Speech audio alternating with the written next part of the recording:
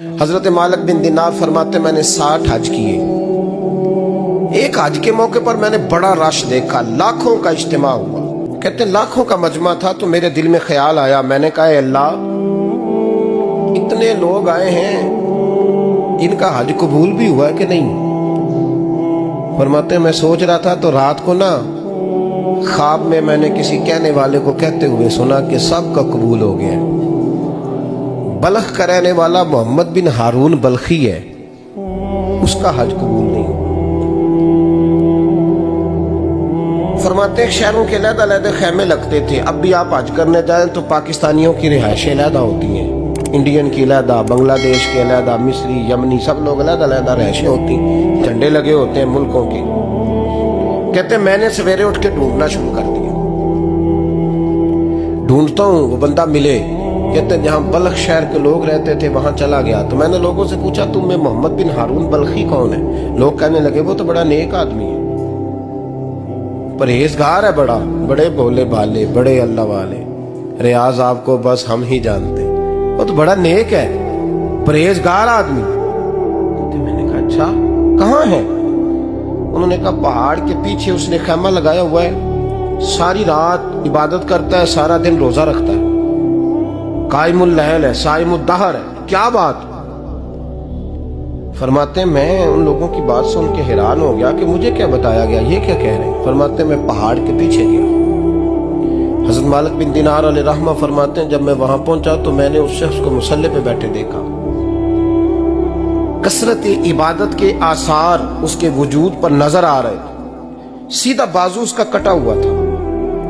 फरमाते 2 रक्ते मुकम्मल करके ना मैंने उससे अस्सलाम वालेकुम कहा तो मुझे कहने लगा वालेकुम सलाम, आप मालिक बिन दिनार हैं। मैंने कहा बड़ी इसकी फिरासत है। फरमाते फिर उसने ठंडी सांस ली, कहने लगा आपको ख्वाब आई होगी कि मेरा हज कबूल नहीं। फरमाते मुझ पर और बिजली गिरी कि क्या कह रहा। मैंने कहा यार लोग भी तेरी तारीफ कर रहे हैं और तेरी बसीरत भी बड़ी है, तो ये माजरा क्या है। कहने लगा आप ना पूछें। ये कह के उसने रोना शुरू किया, देर तक रोता रहा। मैंने कहा नहीं यार तू बता। कहने लगा नहीं आप ना पूछें, आप नाराज हो गए। मैंने कहा मैं नहीं होता, तू बोल ना।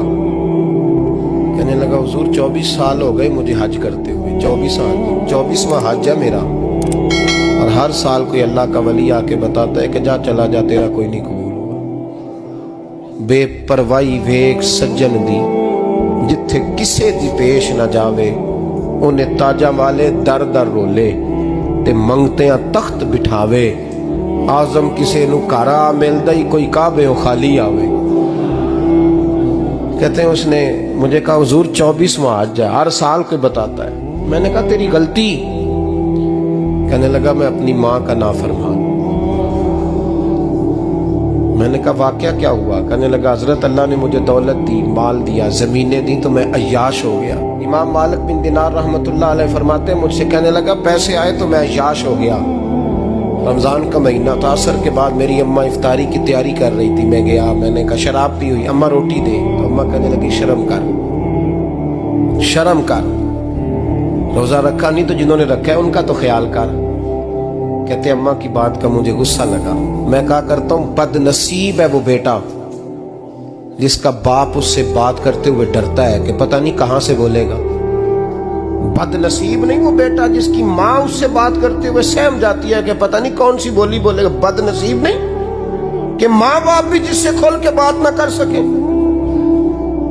हजरत मालिक बिन दिनार से कहने लगा अम्मा ने जब कहा ना शर्म कर तो मुझे गुस्सा आया, मैंने माँ को थप्पड़ मारा और मेरी माँ जलते हुए तंदूर में गिरी।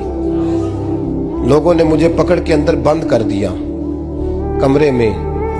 सारी रात मैं शोर सुनता रहा पर नशे में धोत रहा। सवेरे आंख खुली तो मेरी बीवी बैग बांध रही थी। मैंने कहा कहाँ जा रही हो। कहने लगी जो माँ का नहीं बना मेरा कैसे बनेगा। तो मैंने कहा मेरी अम्मा का वो तो लोगों ने रात को ही दफन कर दी जनाजा पढ़ के। तड़प के कहने लगा मुझे क्यों नहीं बताया। तो कहते हैं लोग कहने लगे तेरी मरती हुई माँ कह गई थी इसे मेरा मुंह ना देखने देना, मेरे जनाजे के करीब ना आए। हजरत मालिक बिन दिनार फरमाते हैं जब उसने ये बात सुनाई तो मैंने भी उसके मुंह पे थप्पड़ मारा। मैंने कहा तो इसी काबिल है। कहते हैं वो रोने लगा, हुजूर दुआ करे अल्लाह मुझसे राजी हो जाए। कहने लगा जब माँ की इंतकाल की खबर मिली तो मैंने कुल्हाड़ी लेके वो हाथ काट दिया जिससे माँ को मारा था। मैंने सारी जायदादें खिरात कर दी। 24 साल हो गए, 24 साल। सारी रात नमाज पढ़ता हूँ, रोजा रखता हूँ, हज करता हूँ, पर हर साल कोई आके कहता जा दौड़ जा, तेरा कोई नहीं कबूल हुआ। हुजूर दुआ करे मालिक राजी हो जाए। फरमाते मैं थप्पड़ मार के आ गया। मैंने कहा तुझसे राजी हो जाए इतने जालिम से? इमाम मालिक फरमाते रात को आके सोया तो मुझे ख्वाब में रसूल पाक का दीदार हुआ। तो नबी पाक अलैहिस्सलाम ने फरमाया मालिक तू उसे मायूस क्यों कर आया है, अल्लाह तो बड़ा मेहरबान है। का हुजूर माँ के नाफरमान को माफी कैसे मिलेगी? तो इमाम मालिक फरमाने लगे नबी करीम ने फरमाया जा उसे जाके बता दे तुझे कयामत में तेरी माँ की वजह से बख्श दिया जाएगा। का हुजूर अम्मा की वजह से किस तरह?